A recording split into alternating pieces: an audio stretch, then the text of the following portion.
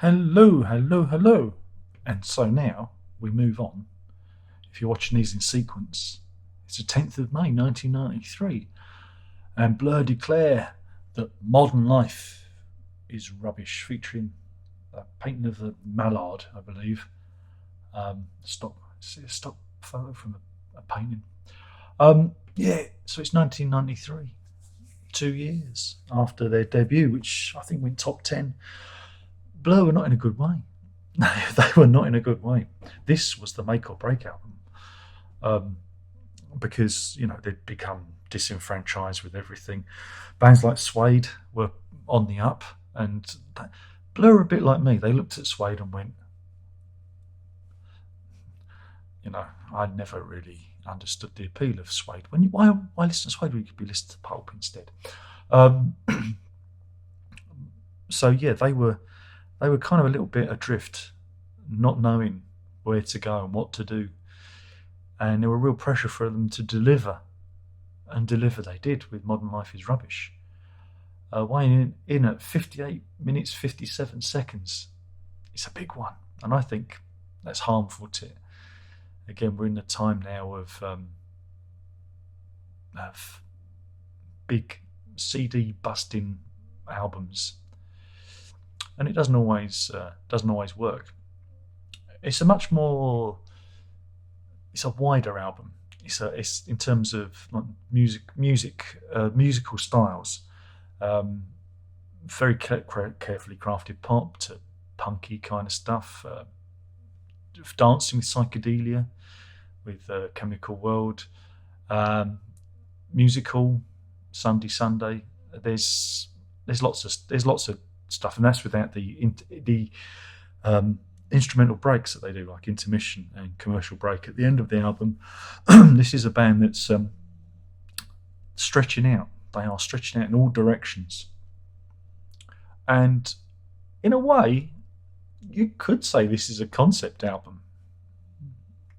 In that the concept is that it's a thematic concept album. Modern Life is Rubbish, and it can be interpreted in a number of ways. It can be looking at the album cover, looking back at the past to a more glorious time. The glorious age of steam, when it wasn't necessarily better because it was noisy and smelly, and But memory can be a wonderful thing. Nostalgia can be a wonderful thing. Modern life is also about accruing a lot of things, accruing rubbish. It's a capitalist endeavour.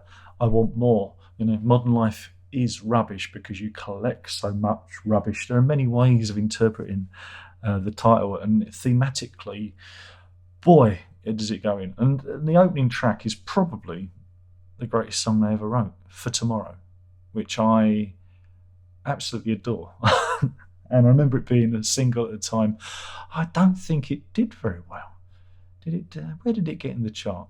Yeah, it got to number 28. But I just remember enjoying it, and the video, directed by Julian Temple, nonetheless. Julian Temple, again, he did a lot of things. Great Rock and Roll Swindle by the Pistols, amongst other things. God Save the Queen, of course. God, there's so many videos. Do You Really Want to Hurt Me? Culture Club, Come Dancing, The Kinks, Bowie, Absolute Beginners.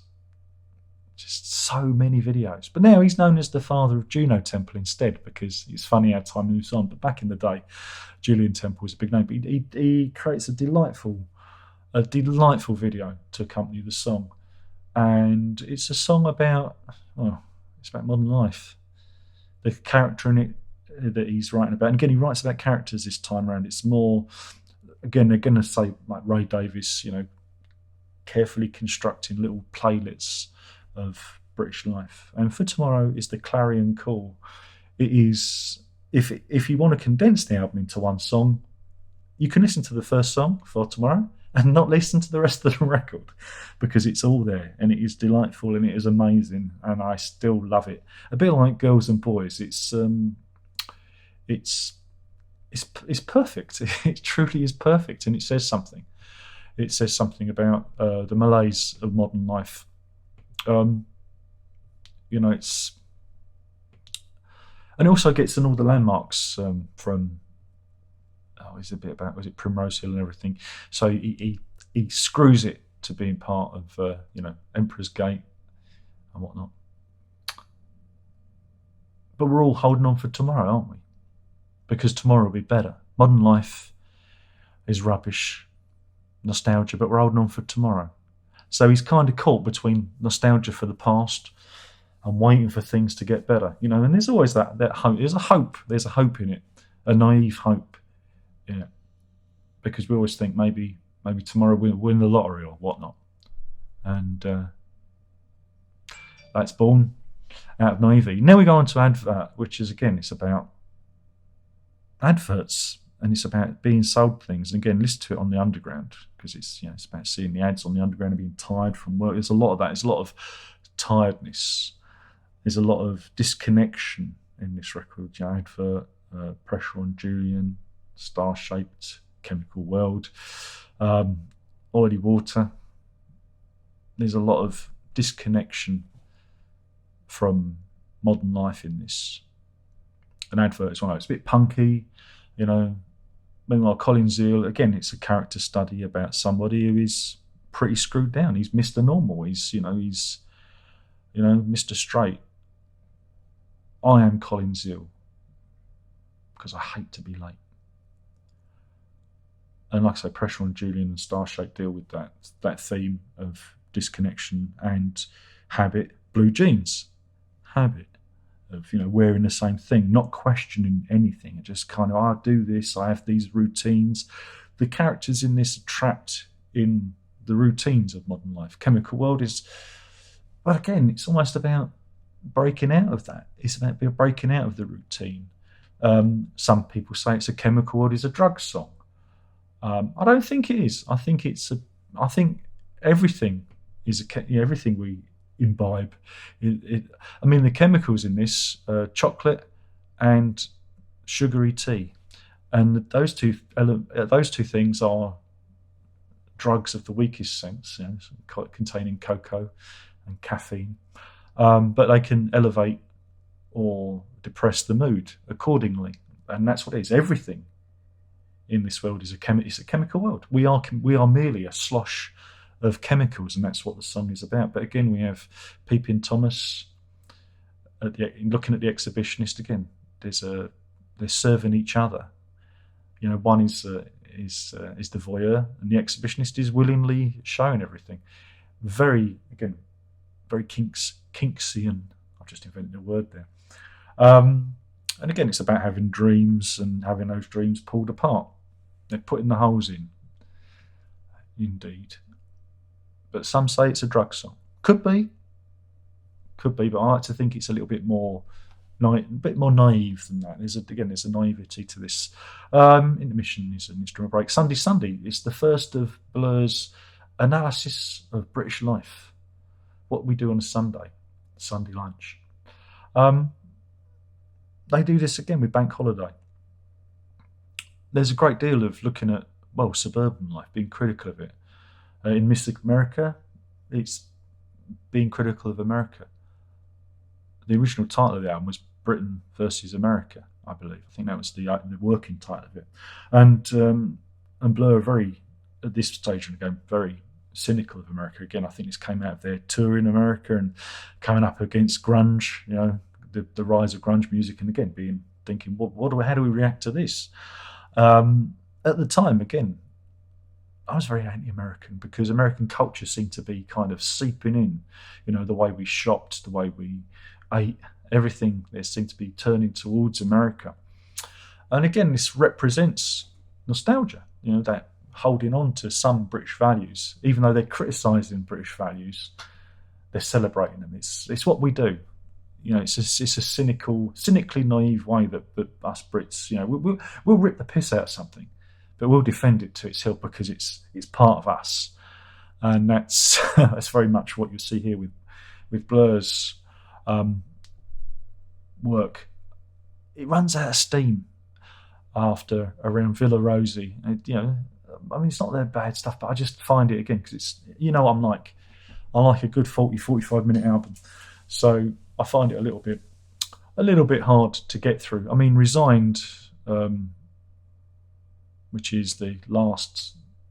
Again, it is the last track, but there's also a hidden track called Commercial Break, which is an instrumental. But Resigned it's very much, again, it's about knowing your place but being dissatisfied. There's a lot of dissatisfaction on the album. Again, this feeling of alienation, disconnection. Like I say, it's a thematic concept album.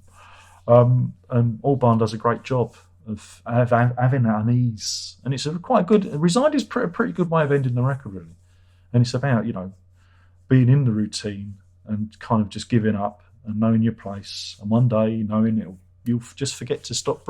You'll forget to continue to breathe, and you won't even know why. And it's an interesting lyric. And this is a great record. It is a great record because it's them going, this is Blur. This is the Blur album. Because after this is the template. But it was woefully ignored at the time. Did it chart? I don't even know if it charted. I don't know if it must have charted somewhere. Where does it say on the Wikipedia page? Release and reception. It reached number 28 in the chart, but obviously not as well as the debut album. But it is an indicator. It's showing you where, like, the whole Britpop scene was going to be. Because everything kind of, we were all looking at our culture and what it meant to be British. It was quite an interesting time. And I don't know where it came from. I don't know what started it. And maybe it was because of, maybe it was all because of grunge and the Americans coming over and it turned us to kind of looking at ourselves. We kind of had a bit of that in the 60s. It's almost like the 60s were kind of repeating themselves. But I remember at the time, Blur were knocking the pan out. I mean, they worked hard to promote leisure, but with Modern Life is Rubbish, I remember doing all the late night music shows. And this is where I was like, this is, I remember seeing a couple of live performances that were broadcast and that, and thinking they were really good. But again, when it was released, 93, I was at the end of doing my degree, so I was a poor student. So yeah, I didn't get the record. It wouldn't have been until Part Life came out that I was discovering the more popular side of things. I bought Pulp's His and Hers album and Part Life and whatnot, and so it began. For me. But yeah, an interesting record. A record I think is really, really, really good. A really deep record. And it starts the journey. It starts the journey for them. So yeah, a good one. If a overlong, they could dump some of the songs. Some of the latter songs, I think they could just throw away. It's not that they're bad. I just think it's just too much. You know what I'm like. I have a very short attention span. So when I've been talking about Modern Life is Rubbish, it is. It was so much better yesterday, wasn't it? Or maybe it'll be better for tomorrow. Who knows? For tomorrow, there'll be another Blur review, I imagine, where we're going to cut down on our pork life and get some exercise. Indeedy, it's only the dirty pigeons that keep me going.